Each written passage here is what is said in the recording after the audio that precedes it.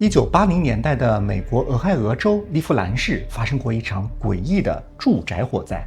当时一栋单层民宅的厨房起火，一名经验丰富的消防中尉带着几个队员冲进现场。按照常规操作，他们在厨房门口用水管对准火源喷水，这个水柱打在火焰上火势是按了下去。但是几秒钟之后，火苗又再次猛地窜了起来。这个本是常见的现象，队员们呢就准备继续压制火势。就在这个时候，带队的中尉忽然感到心慌，他没有任何思考，立刻下令马上撤退，全部退到外面去。队员们一头雾水但是队长发话了，大家就听他的呗。就在他们撤出厨房几秒钟之后一声巨响，整个厨房的地板轰然倒塌，陷入了下方一片火海的地下室。原来真正的火源根本就不在厨房，而在他们脚下的地下室。地下室的大火已经把1楼的地板烧了只剩下一层薄薄的脆壳，而几个消防员刚才就是站在最危险的地方，是中尉的决定救了大家一命。那事后就有人问这个中尉你当时怎么知道地板会塌的呢？中尉的解释让很多人撇嘴，他说我有超感知能力。他真心相信自己拥有某种神通，在那个生死关头是某种神奇的力量在警告，救了所有人的命。这个带有神秘色彩的事件后来传到了决策科学家加里克莱因的耳中。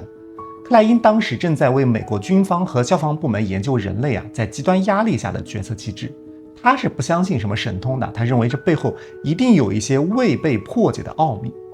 那为了弄清楚这个直觉到底是什么东西，克莱因跟进了整整2年时间，最终在1998年他出版了《力量的源泉》。在这本书当中书中的结论要比超自然的第六感还要惊人。说到这里我们之前关于如何识别高人之前呢做过一期介绍，说高人的5个特质叫做藏于市井之间，知足自在愉快，把逆境当作照妖镜，有着冷峻的慈悲，以及活得真实。那一集播放之后后台收到了很多观众的留言，有很多朋友说原来高人不像是影视剧当中那种仙风道骨满嘴玄机的人。那一期我们讨论他们是什么样，那么这一期我们就要往前再进一步，聊3件上一期故意没有说的信息。第一是高人身上的高，从认知角度来看它是一种什么样的东西。第二，既然身怀绝技，为什么高人偏偏要装成普通人？第三，上一期故意留下没有介绍的高人的第6个特质，也是分辨真假高人的照妖镜。我们先回到克利夫兰的这场大火看看加里克莱因在那位中尉的大脑当中发现了什么。克莱因对中尉进行了反复的深度访谈，要求他回忆火场当中的每一处感官细节。随着回忆的展开，那些被中尉自己归结为第6感的神秘面纱被一点一点的揭开了。中尉当时其实捕捉到了3个反常的信息。第一呢，叫水扑不灭火，他们在厨房喷水，水势没有像往常那样迅速被压制。第二呢，客厅异常炎热，明明厨房的火不大但是中尉感觉到周围的温度高得离谱，高温和眼前的火势不匹配。第三呢，火场太安静了，大火的燃烧通常伴随着物体爆裂的轰鸣声，但是那天的火场让他觉得有种诡异的安静感。在现场呢，中尉自己并没有意识到这些细节，但他拥有几千次进入火场的经验，那么这些经验在他的大脑当中沉淀为了一个庞大的模式库。当他站在厨房中，眼前的画面、听到的声音、皮肤的感觉，这些信号组合在一起，不属于他经验当中的任何一种已知模式。那他的神经系统迅速识别了眼前的情况不符合任何安全的火灾模型，于是大脑直接报警，释放出极度的恐惧感，驱使着让他做出逃生的动作。而整个过程发生在几百毫秒之内，先于语言和逻辑。这就是克莱因提炼出来的著名认知模型识别启动决策。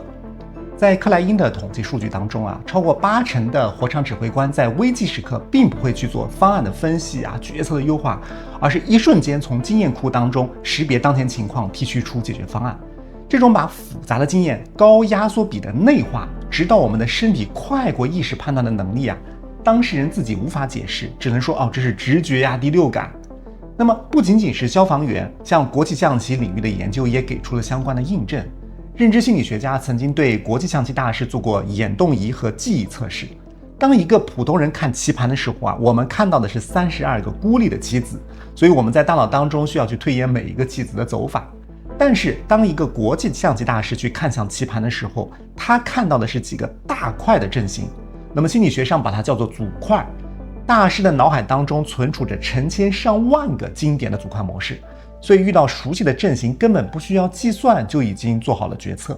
那这是一种单纯的模式识别。当我们把这两个科学研究放在一起，就可以给高人祛魅了。所谓的高人，本质上就是一个把某一种功夫内化到快过自己意识的人。无论是精通一门手艺的工匠，还是看尽人世沧桑的智者，他们在各自的领域积累了丰富的经验组块。当他们遇到问题的时候，不需要像普通人那样去翻书权衡苦思冥想，答案会自然而然地从身体当中流淌出来。就功夫深到了自己都没有办法用语言去描述的程度，这在外人的眼中就是神通。在上一期的评论当中啊，有一位观众留了一句描述很精准的古文，出自道家经典《阴符经》，叫“人知其神而神，不知其不神之所以神也”。你看，古人用的这10几个字，就把克莱因花了2年时间研究的认知科学给说明白了。叫世人只看到神奇的结果，把它当作神迹去顶礼膜拜，却不知道这恰恰是在漫长岁月当中用无数个枯燥的日日夜夜打磨出来的结果。这种内化的深度，就是高人之所以高的基础。那这就引发了一个问题：既然高人的这身功夫是千锤百炼出来的，那你大大方方亮出来不就行了吗？为什么从唐代到今天，几乎所有的高人都在刻意的装俗，就装作是路人？从历史的脉络来看呀，高人之所以披上俗人的外衣，大概有3层理由。第一层理由啊，就是保命。六祖坛经的行有品记载了禅宗六祖慧能的故事，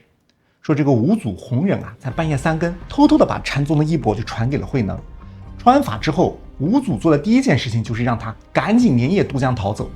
五祖当时对慧能说呀，这个衣钵是证明，但是也成了争夺的靶子，从今往后命若悬丝啊。慧能逃到了南方，为了躲避追杀，在一个猎人队伍当中藏了15年呀。一个手握禅宗传承的觉悟者，天天和一帮杀生打猎的粗汉混在一起。你说到了吃饭的时候，猎人们在锅里煮肉，慧能怎么办呢？他就把捡来的蔬菜也煮在肉锅中。别人问他你怎么只吃菜呀？他就说我只吃肉边的菜。在那15年，没有人知道这个吃肉边菜的干瘦杂役，就是天下禅客都在疯狂寻找的六祖。在这个阶段，装俗是一种保护，因为木秀于林，风必摧之。俗人的外衣在世俗的世界当中是可以保命的。第2层原因啊，这个装俗其实也是一种反差，就并非高人刻意去掩饰，而是我们普通人认不出他们来。在5代时期啊，明州奉化区域，就是今天的浙江宁波，出了一个和尚叫做弃子。按照松高僧传和景德传灯录的僧传记录啊，这位弃子和尚体态肥胖啊，肚子滚圆，成天扛着一根木棍，挑着一个大布袋在街头要饭。不管你是给他鱼肉荤腥，你给什么他就吃什么，吃剩下呢就塞进那个脏兮兮的布袋当中。走在街上，周围的人就把他当做一个疯癫的叫花子，常常啊有人捉弄他啊，嘲笑辱骂，但他也不恼，成天呢笑呵呵的，随地躺下就可以睡。到了公元916年，这位布袋和尚走到了岳灵寺东南的一块磬石上，端正的坐下，留下了一首寄语，就圆寂了。这首寄语是这么写的：弥勒真弥勒，分身千百亿，时时是时人，时人自不知啊。直到他圆寂，世人才猛然醒悟，原来在奉化街头要了这么多年饭，被大家当作笑话的疯和尚，居然是弥勒佛的化身。今天啊，你去一些汉传佛教的寺庙，进山门第一个看到天王殿当中那个供奉的袒胸露乳、笑口常开的大肚弥勒佛，原型就是当年那个没人认出来的布袋和尚呀！多么的讽刺，又多么的深刻！世人天天在庙中对着泥塑金身的佛像磕头祈福，但如果佛真的脱下金身，穿着破烂的衣服，拿着破布袋走在你的身边，你不仅认不出来他，可能还会嫌弃他。高人之所以看上去俗，是因为凡夫俗子脑子当中的高人往往是按照自己浅薄的想象去定制的，而真实的境界不迎合任何人的刻板印象。而第3层理由，也是最核心的一层，那就是俗就是境界本身呐。上一期播出之后，评论区有一条留言说得很透彻。这位朋友说呀，刚得道会是仙风道骨的样子，深入修行看上去就和俗人一样，而最高级别的可能是走街串巷的木匠，或者是个讨饭的。近代学者王康巨留下一句话，叫小隐以宁叟，大隐隐于市。最初级的修行者，他跑到深山老林，隔绝红尘来保持心境的清净。但真正修到家的人，他的内心已经是一个完整的宇宙，不需要借助外在的宁静，就可以坦然的在最喧嚣的菜市场当中过柴米油盐的日子。那说到这里，我想到一个很有意思的评论，有一位观众说，人家高人那是装俗，我们是真俗。那接着这句话，我们正好可以做一个区分，什么是装俗，什么是真俗的对比。你看表面看，两者都是在为生活奔波，但他们之间唯一的区别就是我们前面介绍的，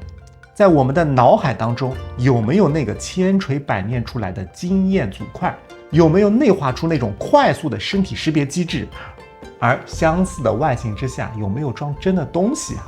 这就是高人和庸人真正的区别。所以古人装俗为了避祸可能也是一种修行的境界。但是你说我们现在的社会哪有这些什么武林秘籍、禅宗衣钵去争夺？但你会发现在各个行业做得非常深的人，往往也是那些不显山不露水的。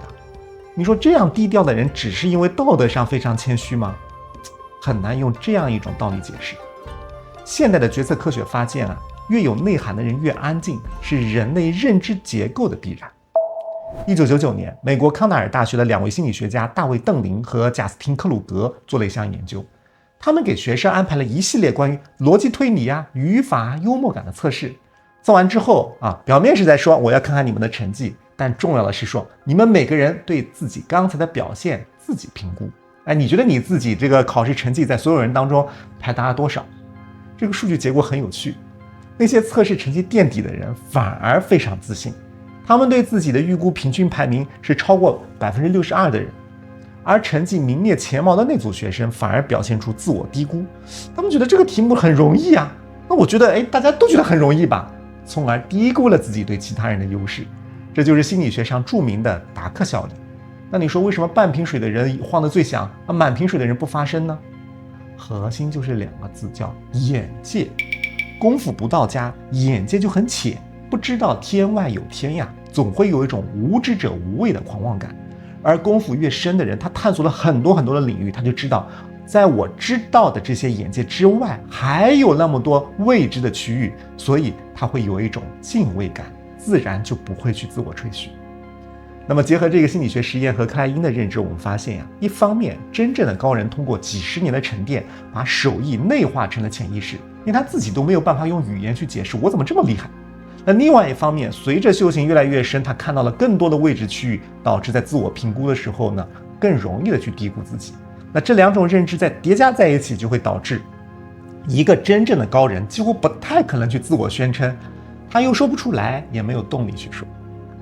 那上一期节目播出之后有一条点赞很多的留言，这位朋友说得到的高人不会觉得自己是高人，只要满世界说自己多高多高的人都是假的。你看这位朋友凭直觉的判断就契合了康奈尔大学的实验结论。好，那既然真的高人必然低调，那么反过来，一个逢人便宣称自己的境界有多高，张口闭口就给你算命看相，帮你改写命运，度过劫难的人，那这样的人到底是什么呢？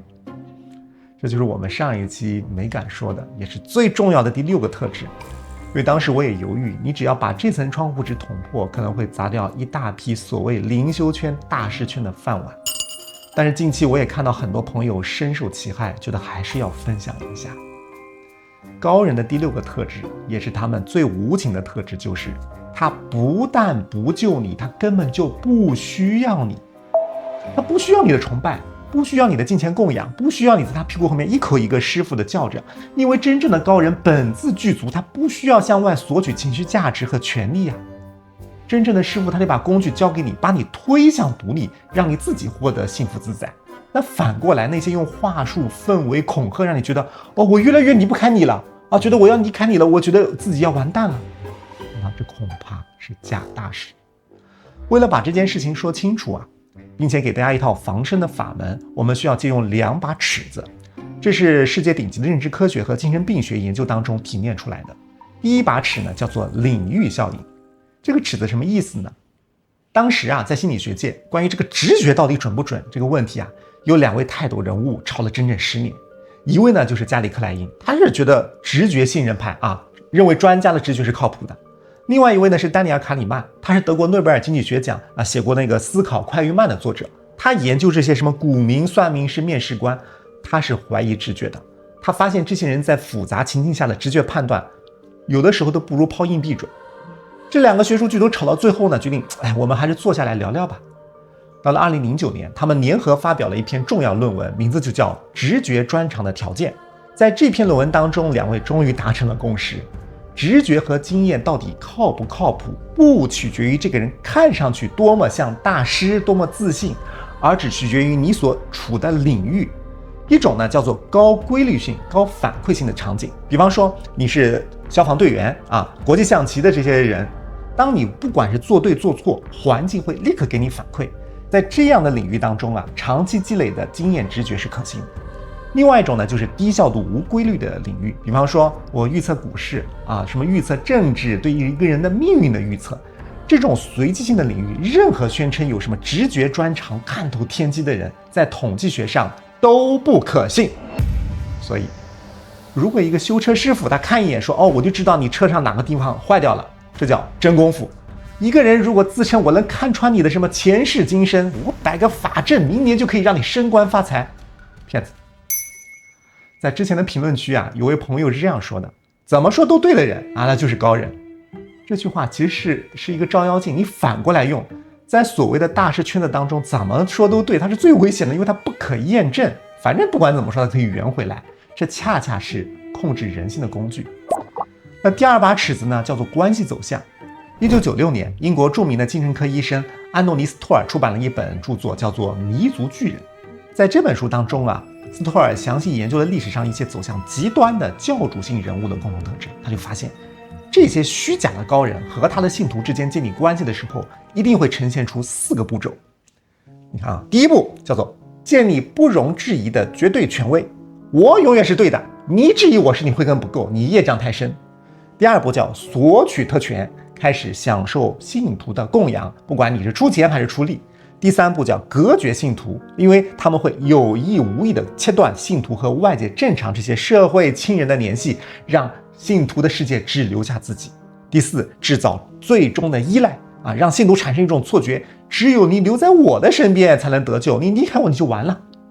斯托尔的研究就告诉我们，不要看一个人在台上讲的多么天花乱坠，你就看长期跟着他的那些人是变得越来越清醒自在，可以独当一面了，还是变得神神叨叨、唯唯诺诺，失去了独立的能力，越来越离不开他。只要这段关系走向依附和恐惧，不管你说的怎么天花乱坠，都叫精神奴役。当然，我们说真高人不需要你，不意味着收钱的都是骗子。你说医生看病收钱，律师打官司收钱，这叫社会契约。那你说我怎么区分这个是正常的收费还是骗钱呢？核心就在于他卖给你的是务实的一些技能服务，还是在贩卖恐惧和焦虑。老子在《道德经》当中有几句话叫生而不有，为而不恃，长而不宰，就是生养万物却不占为己有，有所作为却不居功自傲，引导众生却不控制众生。而老子又说功成而弗居，事情办成我就退步离开，不接受你的顶礼膜拜。那聊到这里好像进入了一个死胡同。就像之前一篇留言说的，你去找高人指点帮助，这本身就是一个悖论呐。因为真高人不需要你，他也不会宣扬自己主动跑过来救你。那我们这些普通人怎么样才能从高人身上获益呢？我就算遇到了，我又能学到什么呢？那在回答这个问题之前我们先来看一份真实的记录。一个大字不识的农村长工如何用自己的一生把不需要你给践行出来。在清末民初的年代有一个特殊的中国农民叫做王凤仪。1864年，王凤仪出生在热河县，就是今天的辽宁朝阳一带。他出生在贫苦农家，没有上过学，是个文盲。10几岁开始他就到地主家当长工，放牛种地赚点口粮，是最底层的农民。按照现在的标准王凤仪当时是一个患有严重抑郁症和躯体化症状的人。他生性倔强，遇到不平的事情就暗自生闷气，长期的心理压抑导致他患上了严重的疮痨，这是一种严重的皮肤和内脏感染，他的腹部化脓，常年流脓血，甚至到了连走路都困难的地步。在他35岁那一年，转机出现了。有一天，王凤仪就拖着病体去听一位叫做杨柏的善士讲善书。这个杨柏讲的内容其实很简单，无外乎就是一些忠孝节义的故事。但是王凤仪听着听着，忽然像被雷劈了一样，开始反省：我这30多年来，你看我天天怨天尤人，我怨兄弟不和，怨东家苛刻。其实一切问题的根源就在我这股怨气上。那按照后来王凤仪门人的记录啊，在那次深刻的内省之后，奇迹发生了。他当众大哭了一场，吐出了大量的淤血和脓水，困扰了他12年的疮痨，竟然在短时间内奇迹般的痊愈了。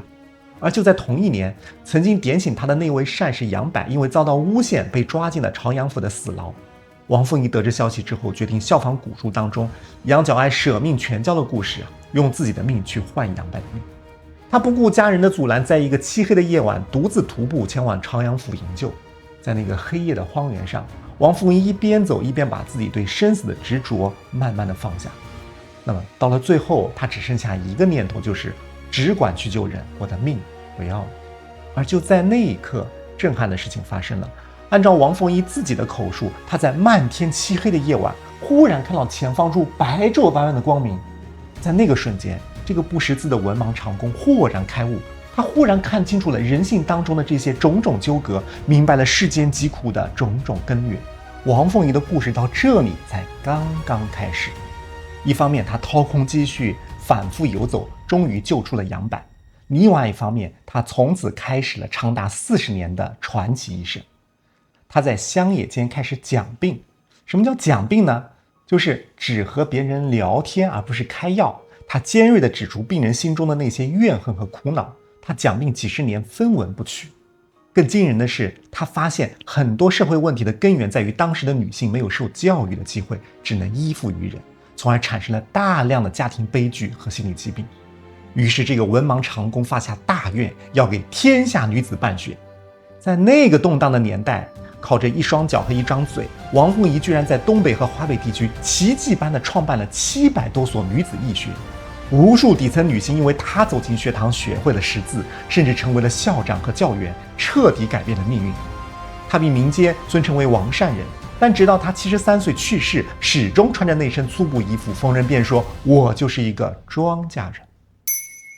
为什么我们要介绍王凤仪的案例？因为她的一生就是对我们前面说的那2把尺子的正面印证啊。第一把尺子是领域效应。王凤仪虽然自学成才，但她讲病看人是在漫长岁月当中经过反复试错和反馈打磨出来的，她的判断是有现实依据的。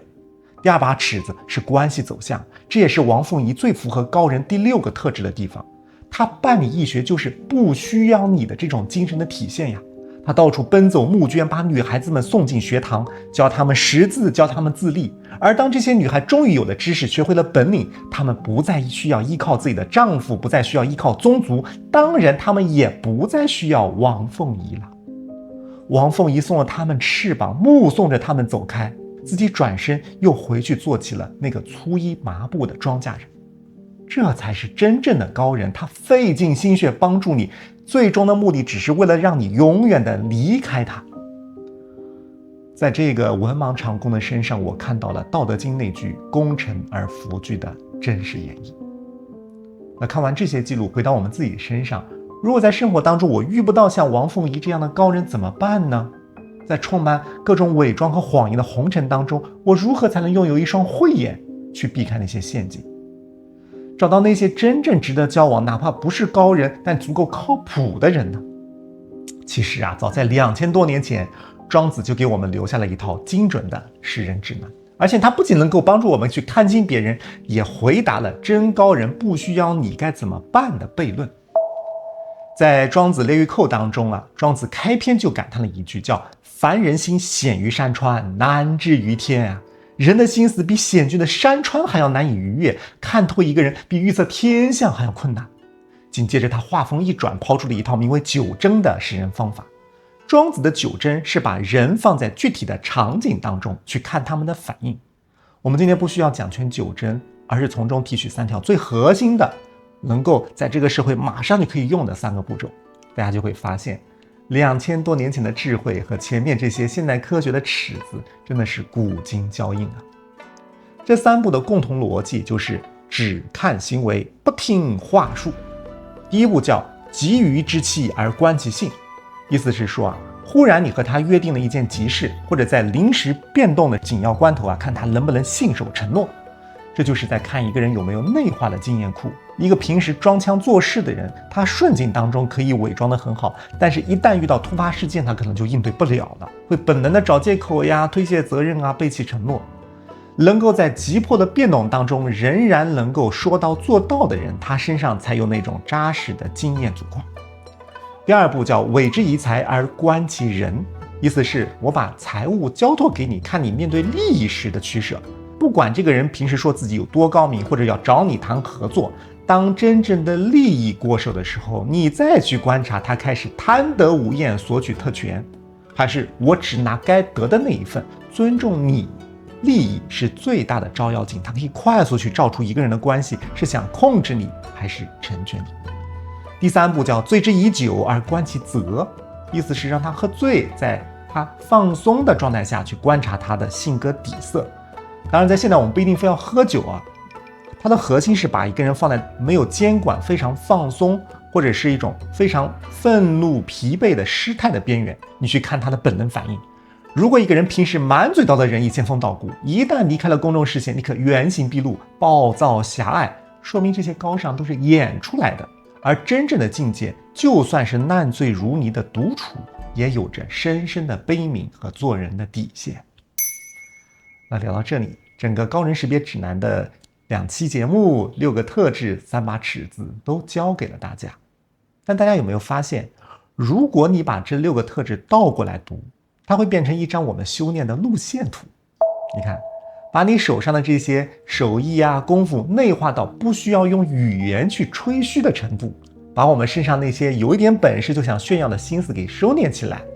最后，不管在什么场合，尽量让我们做的事情可以让身边的人变得更加独立自由，而不是对我们产生病态的依赖。原来，我们用来照别人的每一把尺子，最终都是一面照向自己的镜子。这就是对那个悖论的回答。既然高人不需要你，你该怎么办？上期节目播出之后，有位观众留了一句让我觉得很感动的话，他说你是高人，自然会有高人来找你如果你自己不是高人了，就什么都没有。我想这句话可以作为我们这个系列的最终结语。这期节目分享的所有法门，最终的目的不是让你拿着这把尺子满世界去求神拜佛，而是把我们自己修成高人。最后，我想在评论区听听大家的故事。在你的人生经历当中，有没有遇到过一个你当时没有看出来，觉得他很平庸，直到多年之后，随着你自己的阅历增长，才猛然回过味来，发现他才是那个真正的高人。说说你是凭哪一个微小的细节就最终认出他来的？我是牧羊，用理性破译命运，用灵性抵达自在。我们下期再见。